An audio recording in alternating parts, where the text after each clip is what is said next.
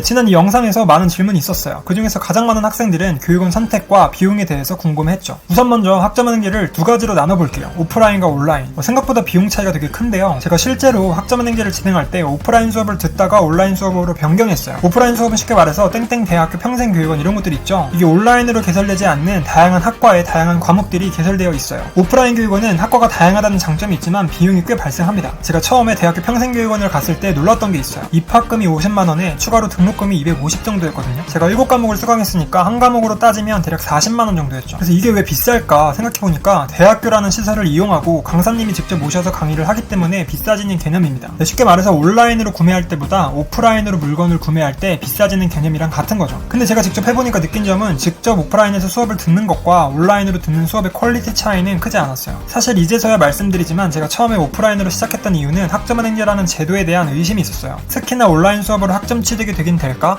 이거 사기 아닌가? 이런 생각이 있었어요. 그래서 대학교 평생교육원을 다니면서 학점은행제에 대한 확신을 얻게 됩니다. 정말 되긴 되겠구나. 그러면서 자연스럽게 온라인으로 눈을 돌리게 된 거죠. 근데 또 여기서 고민이 많았어요. 네이버에 학점은행제를 검색해보니까 너무나 많은 기관들이 나왔습니다. 온라인 교육기관이 이렇게 많은지 이때 알았어요. 저렴한 곳들은 한 학기에 30만원대도 있고요. 비싼 곳은 100만원이 넘어가는 곳도 있었어요. 근데 제가 확실하게 말씀드릴 수 있는 건 저렴하다고 안 좋은 것도 아니고 비싸다고 좋은 것도 아니더라고요. 단지 교육원마다의 운영 방식 차이일 뿐이에요. 학생들은 수많은 기관의 상담을 받으면서 이때부터 더 헷갈리기 시작합니다. 광고들은 왜 이렇게 많고 비용이 왜 이렇게 다를까? 일단 광고가 많은 이유를 잠깐 말씀드리면 학습자들을 모집하기 위해서예요. 그래서 다양한 방식으로 홍보를 하는 것 뿐이죠. 근데 이때 교육원들의 비용 눈속임이 발생을 합니다. 그래서 교육원들의 상담 방식 몇 가지를 알려드리면 첫 번째는 자격증 포함 비용이에요. 보통 이게 학점은행제를 진행할 때 수업만으로 학점 취득하지 않죠. 자격증들을 취득해서 추가 학점을 얻는 게 일반적입니다. 그래서 이걸 이용하는 거예요. 수업과 자격증의 학점을 합쳐서 비용이 낮아지는 걸 보여주죠. 수업을 7과목 들으면 21학점, 그리고 18학점짜리 자격증을 취득하면 토탈 39학점을 취득하는 거죠. 근데 이때 여러분들이 지불하는 비용을 수업에 대한 21학점이 아니라 자격증까지 포함된 39학점으로 나눠버리는 거예요. 자연스럽게 학점당 비용이 저렴하게 보입니다. 그래서 여러분들은 이것만 확인하시면 돼요. 그래서 한 과목이 얼마인데 이렇게 수업에 대해서만 비용을 계산해야 정확한 비교가 가능합니다. 두 번째는 사은품 증정인데요. 이것도 비슷한 경우예요. 학은제 수업에 추가적인 컨텐츠를 사은품으로 증정합니다. 그러니까 예를 들어 20만원짜리 자격증 강의를 사은품으로 제공해드릴게요 하는 거죠. 사은품의 가격인 20만원을 빼고 학점당 비용 평균을 계산하는 거예요. 그럼 수업료가 저렴하게 보이겠죠. 세 번째는 패키지 상품이에요. 모든 학기에 대한 비용을 한 번에 결제한다고 하면 금액을 할인해주는 시스템이죠. 중간에 교육원이나 뭔가 마음에 들지 않아서 환불을 하려고 하면 할인받은 가격대로 환불이 안 되고 정가대로 계산해서 환불 처리가 이루어지는 거예요. 쉽게 말해서 내가 신청할 때는 한 과목에 할인받은 5만원으로 결제를 했는데 환불할 때는 정가대로 계산해서 9만원으로 차감되는 거죠. 이게 왜 문제가 되냐면 제가 정말 많은 학생들을 봐온 걸로 말씀드리면 한 교육원에서 모든 과정을 끝내는 분들보다는 보통은 2군데 이상의 교육원을 이용해서 과정을 끝내는 경우가 대다수였어요. 그래서 여러분들이 다양하게 상담을 받아보고 결정하는 게 좋다라는 거죠. 제일 좋은 건 과정을 잘 끝마친 지인이 있으면 교육원 소개를 받는 거예요. 추가적으로 인터넷이나 각종 SNS를 통해서 상담을 받다 보면 이때 플래너라는 개념이 등장합니다. 플래너는 무엇이며 이게 필요한 걸까요? 쉽게 말해서 등산으로 비유했을 때 등산 가이드라고 보시면 돼요. 여러분들이 혼자서 산을 오를 수도 있어요. 근데 산을 오르다 보면 막다른 길도 나오고 돌아가는 길도 존재하죠. 그럴 때 옆에서 가이드가 지름길로 안내해주고 쉬운 길로 이끌어주면 산행이 편해지잖아요. 비슷해요. 학은제는 쉽지만 생각보다 포기하는 학생도 많아요. 그 이유가 여러분들 주변에는 학은제를 해봤던 친구도 지인도 없는 경우가 대부분이죠. 그래서 보통 인터넷을 검색하게 되는데 이 검색 결과들이 정확하지 않은 게 많습니다. 그러면서 길을 잃고 포기하게 되는 거예요. 이럴 때 여러분들이 길을 잃어버리지 않게 옆에 가이드가 붙는다고 생각하면 되는 거죠. 특히나 온라인 과정 특성상 혼자 모든 과정을 이끌어 가야 되는 건데 생각보다 많은 의지가 필요로 합니다. 그래서 이 가이드와 같이 산을 오를지 혼자서 할지는 여러분들의 선택인 거예요. 근데 이게 또 가이드가 있다고 해서 다 좋은 건 아니에요. 오히려 여러분들을 방치해두거나 갑자기 사라질 수도 있어요. 한마디로 상담을 받을 때랑 진행을 하고 나서 말이 달라지는 경우도 있다는 거예요. 또 가이드가 산을 타본 경험이 없어서 학생이랑 같이 헤매는 경우도 많습니다. 경력이나 활동에 대해서 제대로 검증되지 않은 플래너라면 산 꼭대기가 아니라 낭떠러지에 도착할 수도 있는 거예요. 그래서 교육원마다 플래너의 존재 유무가 정해져 있으니까 여러분들이 꼭 확인해 보셔야 돼요. 참고로 학점은행제는 기존에 진행하던 플래너나 교육원이 마음에 들지 않을 경우에 중도에 다른 교육원으로 옮기는 것도 가능해요. 내가 지금까지 취득한 학점들을 모두 가져갈 수 있는 거죠. 특히나 플래너 없이 진행하는 분들이 착각하는 게 있는데 학점은행제의 정보를 알아보는 검색 시간입니다. 요새 최저 시급이 만원인데 5시간을 검색한다고 치면 이것만 해도 5만원인 거예요. 여러분들의 시간도 비용이라는 걸 계산하셔야죠. 그래서 학점은행제에 발생하는 총 비용은 이렇게 구성이 됩니다. 학점은행제 수업에 대한 강의료, 교육원에 납부를 하는 거죠. 그리고 수업에 대한 교재는 파일로 제공되는 거라서 비용이 따로 안 나오고요. 플래너라는 비용도 별도로 추가되지는 않아요. 그리고 행정 처리에 대한 비용인데요. 학습자 등록을 할 때 4,000원, 학점 인정을 할 때 학점당 1,000원씩 들어갑니다. 그리고 자격증을 접수할 때 자격증 학년별로 접수비가 들어가고 교재비가 들어가겠죠. 그래서 비용의 대부분은 학점은행제 수업료라고 보시면 돼요. 그래서 이제부터는 실질적으로 비용에 대한 부담을 줄이는 방식들인데요. 일단 무료로 듣는 법부터 제가 소개를 해드릴게요. 국내에 K무크라는 사이트가 있습니다. 쉽게 말해서 대학교에서 무료로 제공하는 강의를 듣는 거예요. 다양한 학점을 채우기에 괜찮은 편이고요. 이렇게 들어가서 학과를 선택하고 강의를 신청할 수가 있죠. 대학교마다 수강 신청 기간이 별도로 존재하니까 파악해 두었다가 신청해 주시면 돼요. 이게 은근히 마감이 엄청 빨라요. 다만 단점도 존재해요. 아직 도입된 지가 오래되지가 않아서 과목이 많지는 않아요. 이걸로 모든 과정을 진행해야겠다 라는 생각보다는 부족한 학점을 채우기 위해서 한두 과목을 들어봐야지, 또는 내가 들어보고 싶은 과목을 미리 경험해봐야지, 이렇게 접근하는 게 좋습니다.